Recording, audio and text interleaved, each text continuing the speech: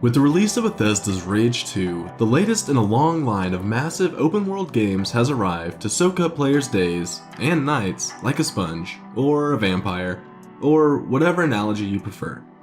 There's something of a love-hate relationship that's developed recently between gamers and the open-world format. While we love all the content and the huge environments to explore, there's a growing discussion of a kind of fatigue that sets in after a while. You know of what I speak.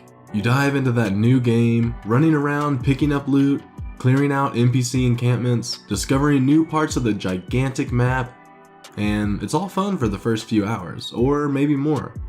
But at some point, all of the side quests, diversions, even the random NPCs calling out to you from the side of the road as you drive by, just start to wear you out. It's at that point that many players drift away from the game altogether. Want proof? Look at the achievements or trophies for the game, and see what percentage of players make it to the end of the game's main quest. Usually, you're looking at about below 50% by the last chapter. Now, to be fair, there's likely lots of players who are still playing. They're just not doing the story, and they're happily wandering around, creating random mayhem, and they're having a ball. But nevertheless, that still leaves at least some players who have given up altogether. One issue might be that open worlds in games have gotten to be bigger and bigger in recent years. The size of the map has come to be almost equated with depth of content, and new games often seek to make their maps as large as possible to impress players.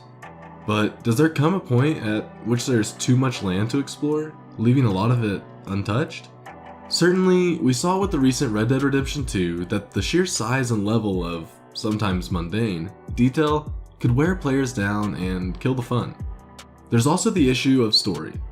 In the case of some open world games, notably Rage 2, we see a streamlined, smaller main quest in favor of more frequent side quests. This makes for a game that almost encourages random play, but for some, this might end up making for an experience that feels frivolous and lacking in depth. Not to criticize the game though. Our own reviewer, James Paley, notes that Rage 2 is still a hell of a lot of fun despite what could be a deeper narrative experience. But too often, that thin narrative layer results in what some describe as a repetitive experience, something Rage 2 has been accused of. Take also the recent Just Cause 4. Aside from its severe technical issues, of which there were many criticize its repetitive and unfulfilling story elements. Our own Haley Perry said that the game's narrative was basic, with the same handful of missions recycled over and over again throughout the game. Escort vehicles here, hack consoles there, blow some shit up. Ouch.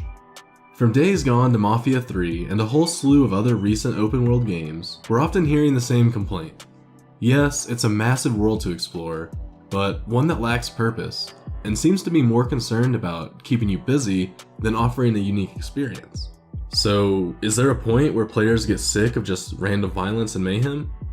Do developers need to think more about narrative and depth of content within their games' open worlds, and a bit less on making them as large and stuffed with random encounters as possible?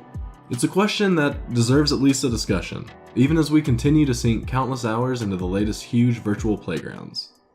But what do you guys think? Are open world games getting too big? Do you long for more story and less random encounters? Or are we crazy? Let us know in the comments below.